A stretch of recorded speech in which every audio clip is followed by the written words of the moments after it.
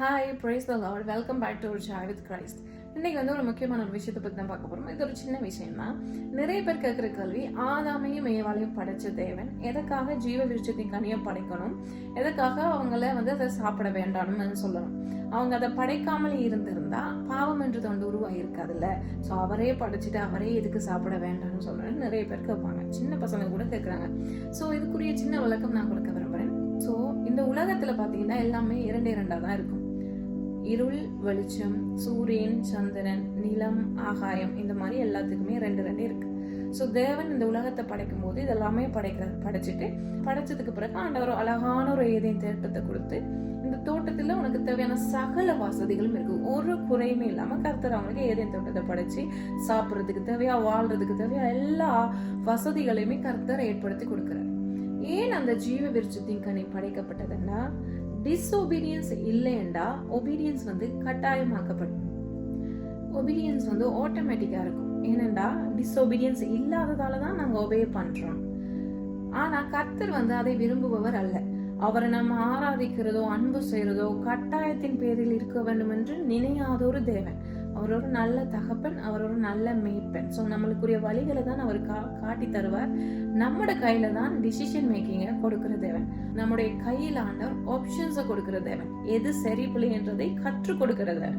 So Eden தோட்டத்தை மட்டும் படைச்சு அவங்கள அதுக்குள்ள மட்டுமே வச்சிருந்தா அதுல ஆப்போசிட் நமக்கு தெரியாதால நாங்க இதுலயே தங்கி இருக்கோம். கர்த்தர் சொன்னதின் காரணமாக தான் நாங்க இருக்கோம் என்ற ஒரு காரியம் இருக்கு. சோ கர்த்தருக்கு நம்மள செக் பண்ணி பார்க்கணும், கர்த்தருக்கு நம்மள டெஸ்ட் பண்ணி பார்க்கணும். சோ அவங்க ஒபீடியன்ஸை சூஸ் பண்றாங்களா, டிஸ்ஒபீடியன்ஸை சூஸ் பண்றாங்களா என்று பார்ப்பதற்காக, கர்த்தரை சூஸ் பண்றாங்களா இல்ல அதுக்கு ஆப்போசிட்டான பிசாசை சூஸ் பண்றாங்களா என்றதை பார்க்கறதுக்காக, அவருடைய அன்பை டெஸ்ட் பண்றதுக்காக கர்த்தர் அந்த ஜீவ விருட்சத்தின் கனியை படைக்கிறார். அவங்களுக்கு இருந்த ஆப்ஷன் ஏதேன் தோட்டம் அல்லது நன்மை தீமை அறியத்தக்க வாழ்க்கை. அதாவது அவங்களே எல்லாத்தையும் அறிஞ்சு அவங்களே அவங்களுடைய சுய விருப்பத்தின்படி வாழ்வது. இப்ப கூட இந்த உலகத்துல பாவம், பரிசுத்தம், பரலோகம், நரகம் நம்மளோட கையில தான் ஆப்ஷன்ஸ் இருக்கு. அந்த வாழ்க்கையின் ஓட்டத்தை தான் நம்ம இப்ப ஓடிக்கொண்டிருக்கோம். சோ கர்த்தர் ஆதாமுடைய கையில ஆப்ஷன்ஸை கொடுக்கிறாரு. ஆதாம் சூஸ் பண்ணது ஜீவ விருட்சத்தின் கனி. நீங்க சொல்ற மாதிரி அந்த ஜீவ விருட்சத்தின் கனி இல்லாவிட்டால் ஆண்டவர்கள் கட்டாயத்தின் பேர்ல தான் அவங்க அன்பு செஞ்சிருப்பாங்க, ஆராதிச்சிருப்பாங்க. சோ தேவனுக்கு பார்க்கணும் அவங்களாகவே என்னட்ட வராங்களா. அப்ப ரெண்டு ஆப்ஷனை உருவாக்கினாதான் இதுல எதை அவங்க சூஸ் பண்றாங்கன்னு தெரியும். சோ கர்த்தர் பாவத்தையும் வச்சிருந்தார், பரிசுத்தையும் வச்சிருந்தார் ஆப்ஷன்ஸா. அவங்க எதை சூஸ் பண்றாங்கன்றதை பார்ப்பதற்காக.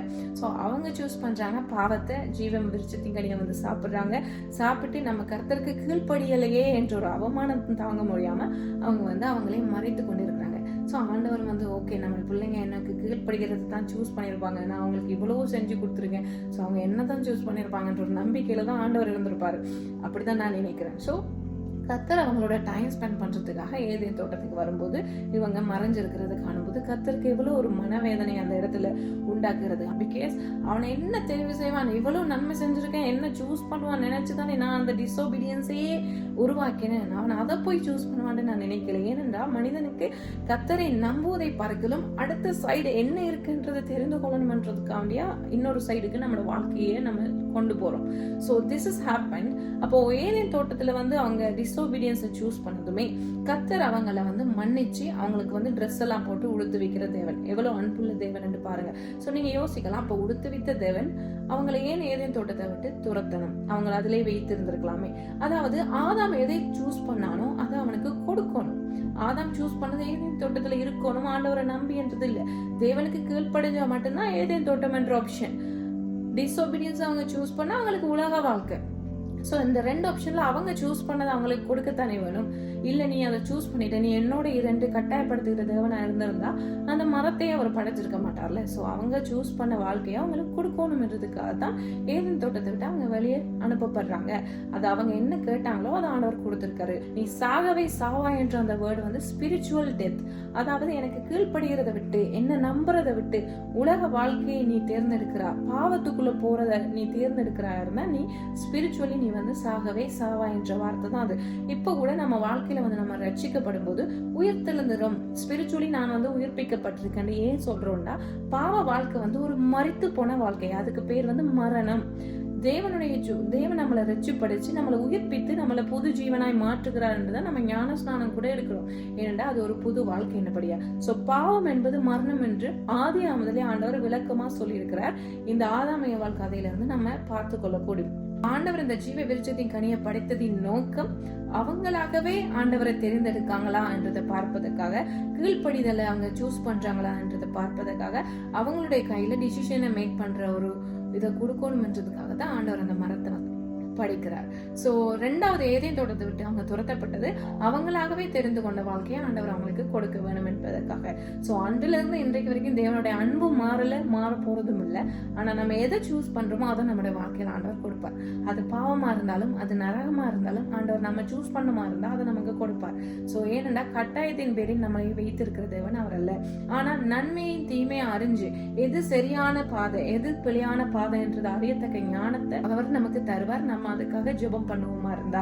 இந்த விளக்கம் வந்து நிறைய பேருக்கு ஆல்ரெடி தெரியும். இருந்தாலும் நான் வந்து இதுல ஷேர் பண்ண விரும்பினேன். Still people are asking the question. So என்னட்டையே வந்து கடவுள் நம்பிக்கை இல்லாத நிறைய பேர் வந்து கேட்டிருக்காங்க, அப்ப எதுக்காக அவர் அந்த படைச்சாரு, அதை விட்டுருக்கலாம். So this is the answer for that. Finally ஆண்டவர் இந்த ஜீவ விருட்சத்தை படைச்சதுன்ற நோக்கம் வந்து மனுஷனாகவே அந்த டிசிஷனை எடுக்கணும். ஆண்டவர் ஆப்ஷன் தான் கொடுப்பாரு, நம்மட கையில தான் முடிவு. அவரை நம்ம ஆராதிக்கிறத கட்டாயத்தின் பேரில் இல்லாம நம்மளாகவே அவர்கிட்ட ஓடி போறோமான்றத ஆண்டவர் பாக்குறதுக்காக தான் அதை வந்து ஆண்டவர் படைச்சார். சோ அதுல இருந்து உலகமே மாறி போச்சு. ஆனாலும் அவருடைய அன்பு மாறல. பாருங்க, அந்த காலத்துல இருந்து ஆதாம் ஏவாள் காலத்துல இருந்து அவருடைய அன்பு மாறல. இன்றைக்கு வரைக்கும் எத்தனையோ பைபிள் ஸ்டோரி பாக்குறோம்.